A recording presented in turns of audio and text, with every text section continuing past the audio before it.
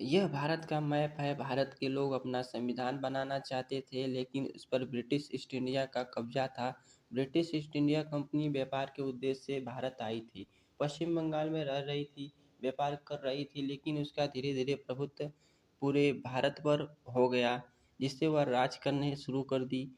और British empire के जो सम्राट थे, महारानी विक्टोरिया, और सेकेंड वर्ल्ड वार शुरू हो गया, जो कि जापान और ब्रिटेन के बीच हो रहा था।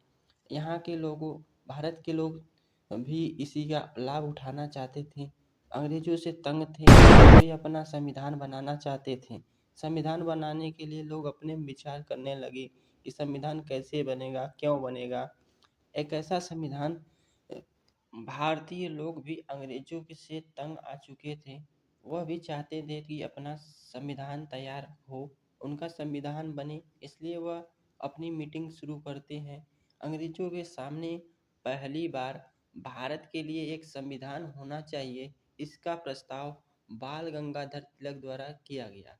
बाल गंगाधर तिलक ने अंग्रेजों से प्रस्ताव किया, पहली बार किया था 1895 ईस्वी में किया था, स्वराज बिल के तहत। बाल गंगाधर तिलक ने कहा था कि इसमें कुल 110 आर्टिकल थे और संपत्ति रखने का अधिकार देना चाहिए, राइट टू फ्री। भारत का संविधान बनाने के लिए बहुत सारे नेताओं ने अपना योगदान दिया, कठिन मेहनत किया, जिसके बाद यह भारत का संविधान बनकर तैयार हुआ। तो इस तरह से बड़ी कठिनाई के बाद भारत का संविधान बना। अंग्रेज मजबूर हो गए थे संविधान के लिए, इसीलिए संविधान बनाने दिए, वरना था नहीं तो आज भी भारत हमारा गुलाम होता। चलिए शुरू करते हैं। प्रस्तावना और उद्देशिका की भाषा, या प्रस्तावना या उद्देशिका की भाषा किस देश से लिया गया है? तो ऑस्ट्रेलिया देश से लिया गया है। किस देश से? ऑस्ट्रेलिया देश से। ऑस्ट्रेलिया देश को क्या कहा जाता है? ऑस्ट्रेलिया देश को प्यासी भूमि की देश कहा जाता है, क्योंकि बारिश होता है तो इसका समुद्र में पानी चला जाता है। प्रस्तावना कहाँ से लिया गया है? यदि कहा जाए प्रस्तावना कहाँ से लिया गया है, तो इसका आंसर होगा अमेरिका से लिया गया है। उसकी भाषा पूछा जाए तो ऑस्ट्रेलिया। उद्देशिका, इसी को उद्देशिका भी कहते हैं, जिसको कब पेश किया गया संविधान सभा में? 13 दिसंबर 1946 को संविधान सभा में पेश किया गया। इस उद्देशिका और प्रस्तावना के अध्यक्ष कौन थे? तो पंडित जवाहरलाल नेहरू उद्देशिका के अध्यक्ष थे। कौन थे? तो पंडित जवाहरलाल नेहरू। कमेंट में बताइए पंडित जवाहरलाल नेहरू उस समय क्या थे।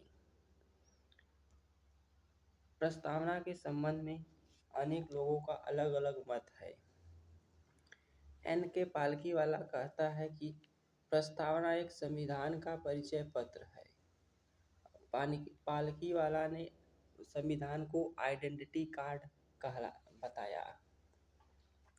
यदि बेरुवरीवाद 1960 मामला, यह कहा कि प्रस्तावना संविधान निर्माताओं के विचारों को जानने की कुंजी है, लेकिन यह संविधान का अंग नहीं है। प्रस्तावना को बेरुवारीवाद 1960 में कहा कि प्रस्तावना संविधान का अंग नहीं है, इसलिए इसमें परिवर्तन नहीं किया जा सकता, बेरुवरीवाद कहा। अब आगे देखिए, कुछ समितियां हमारे संविधान में, भारतीय संविधान में 13 समितियां थी, 13 प्रमुख समितियां थी। उनमें से सबसे बड़ी समिति मसौदा समिति, मसौदा समिति को ही ड्राफ्टिंग कमेटी कहा जाता है, जिसके अध्यक्ष डॉक्टर भीमराव अम्बेडकर है। मसौदा समिति को और क्या कहा जाता है? मतलब कि मसौदा समिति, प्रारूप समिति, ड्राफ्टिंग समिति कहा जाता है। मसौदा समिति, प्रारूप समिति या ड्राफ्टिंग समिति के अध्यक्ष डॉक्टर भीमराव अम्बेडकर थे। कौन थे? डॉक्टर भीमराव अम्बेडकर। मसौदा समिति को किस नाम से जाना जाता है? तो ड्राफ्टिंग कमेटी के नाम से जाना जाता है। प्रारूप समिति, मसौदा समिति, ड्राफ्टिंग समिति, तीनों का मतलब एक ही है। इसमें 7 सदस्य थे। कितने सदस्य थे मसौदा समिति में? तो 7 सदस्य थे। आगे है, मौलिक समिति के अध्यक्ष कौन थे? तो मौलिक समिति के अध्यक्ष सरदार वल्लभ भाई पटेल थे। केंद्रीय विधानसभा में कितने सदस्य होते हैं? तो केंद्रीय विधानसभा में 44 सदस्य होते हैं। कितने? 44 सदस्य। अगला है संविधान संशोधन। 42वां संविधान संशोधन कब हुआ? 1976 में हुआ। 4-2 को जोड़िए और 1976 बन जाएगा। इसी तरह से कनेक्ट कर लीजिए, याद करने में आसान होगा। 42वां संविधान संशोधन के तहत क्या क्या जोड़ा गया? समाजवाद, पंथ निरपेक्ष या धर्मनिरपेक्ष और अखंडता शब्द को 42वां संविधान द्वारा जोड़ा गया। आगे देखते हैं, बताइए हमारे संविधान को बनने में कुल कितने दिन का समय लगा? कमेंट में बताइए। कितना खर्च हुआ? कितने सत्र बैठे? कितने का याचन हुआ? यह सब अगली वीडियो में आएंगे। मिलते हैं। आज के लिए बस इतना ही। जय हिंद।